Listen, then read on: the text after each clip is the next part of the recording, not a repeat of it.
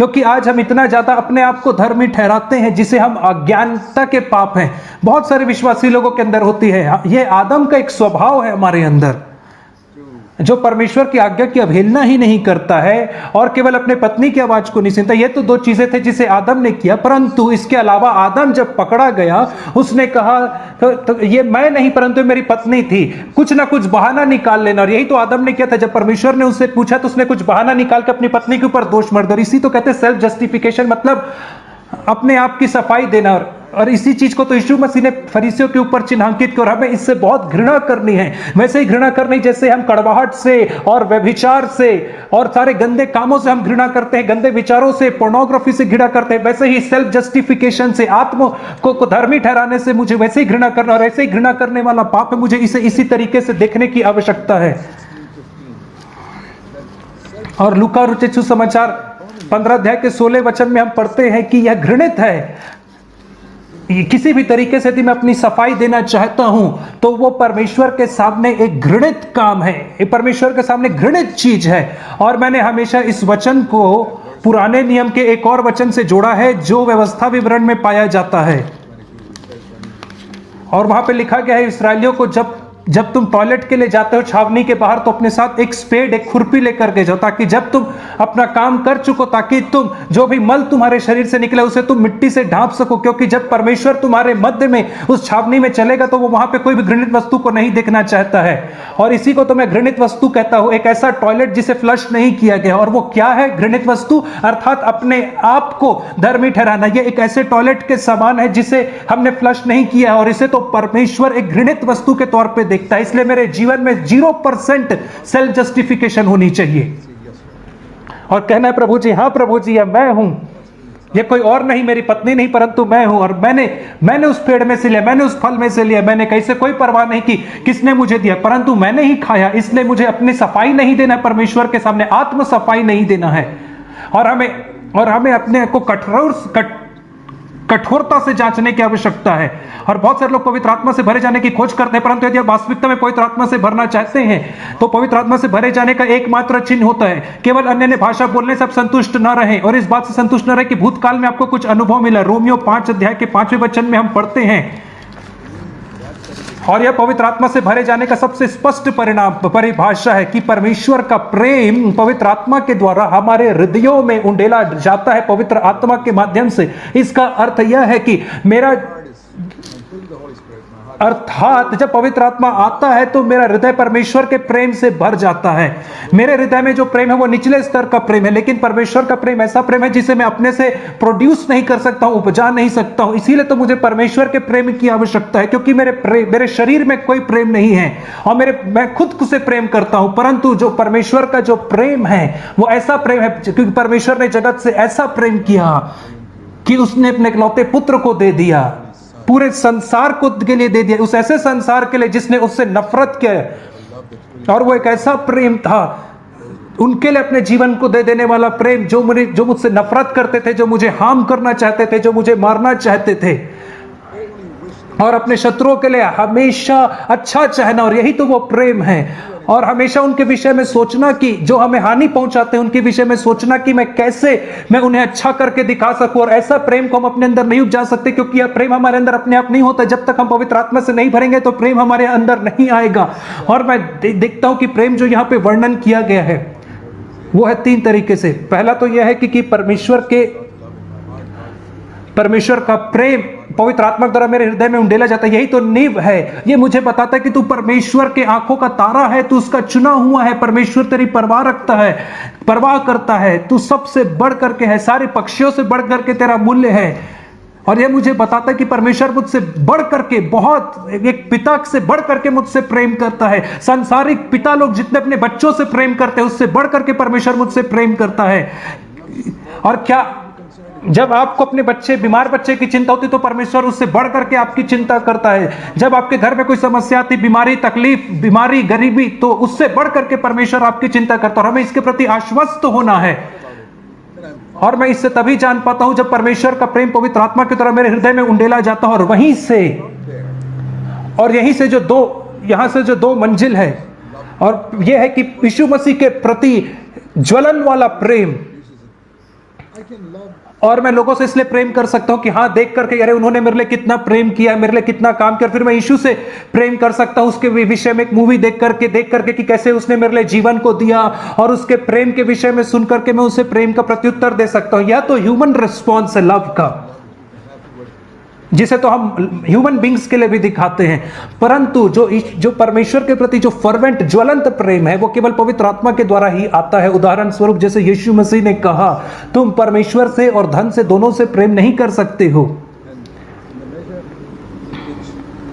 यदि और जितना आप पैसे से प्रेम करते हो, जिस मात्रा में, उस मात्रा में परमेश्वर के प्रति आपके हृदय में जो प्रेम है वो कम हो जाता है।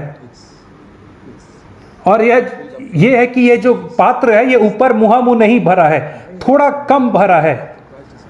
और उनके बहुत सारे लोगों के जीवन में ऐसा है कि थोड़ी सी जगह खाली, जहां पे वो दूसरे चीजों से प्रेम करते हैं। और यीशु मसीह ने कहा कि तुम ना अपने तुम्हारा जो पूरा बोतल है वो मसीह के प्रेम से ही भरा होना चाहिए, ना कि पति पत्नी बच्चों के प्रेम से। और हम पाते हैं कि हमारे उस बोतल में थोड़ी सी जगह खाली है, और केवल पवित्र आत्मा ही है जो है उस पूरे बोतल को, अर्थात मेरे पूरे हृदय को भर सकता है। अर्थात मेरे हृदय में परमेश्वर के अलावा और किसी के प्रति फिर प्रेम नहीं रहेगा। और दूसरी बात जो है वो दूसरों से प्रेम करना, विशेषकर परमेश्वर के लोगों को। जैसे वचन में कहा गया है कि सब लोग इससे जानेंगे कि तुम मेरे शिष्य हो, कि तुम एक दूसरे से प्रेम रखोगे। और एक और जगह पे लूका में कहता है कि जैसे मैंने तुमसे प्रेम किया वैसे मैं एक दूसरे से तुम भी वैसा ही प्रेम करो।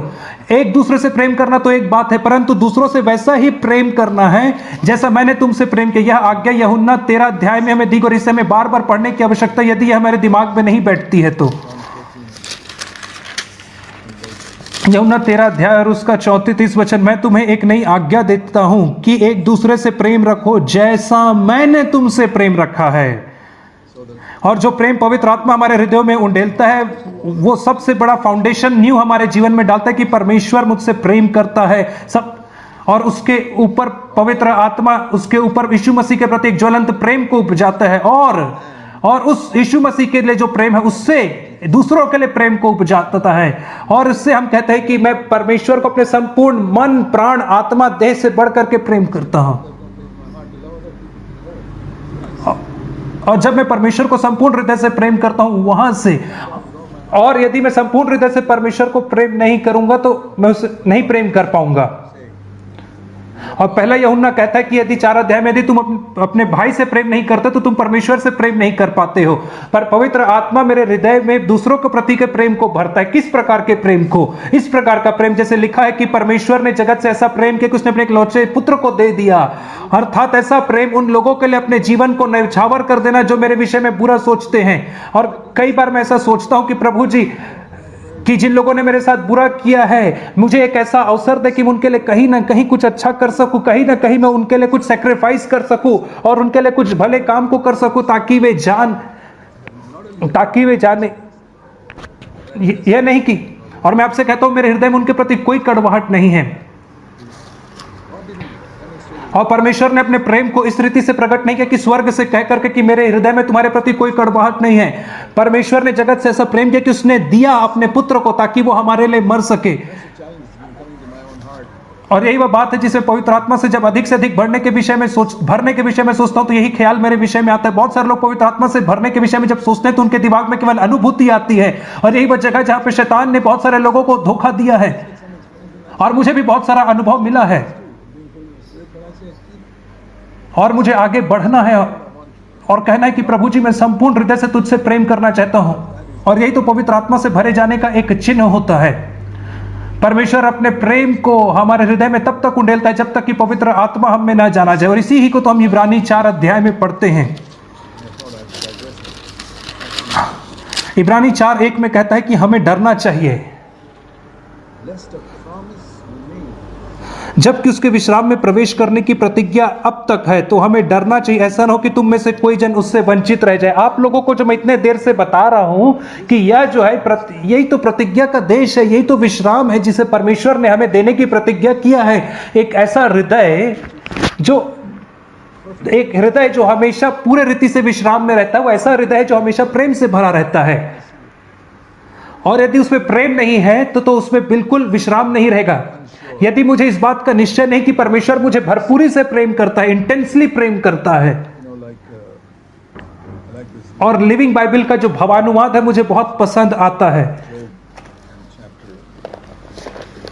और अय्यूब 23 अध्याय,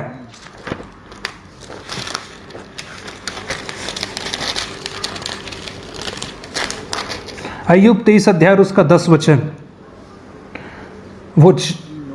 वो हर एक छोटे से छोटे डिटेल को, बारीक से बारीक चीजों को जानता है जो घटित हो रहा है उनके विषय में।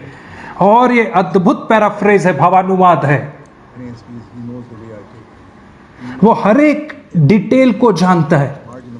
और मेरे बाइबल के मार्जिन में लिखा है कि मेरे साथ कैसे घटित होता है, जो चीजें मेरे साथ घटित हो रही उसके हर एक डिटेल को परमेश्वर जानता है। और इससे मुझे बहुत कंफर्ट और विश्राम मिलता है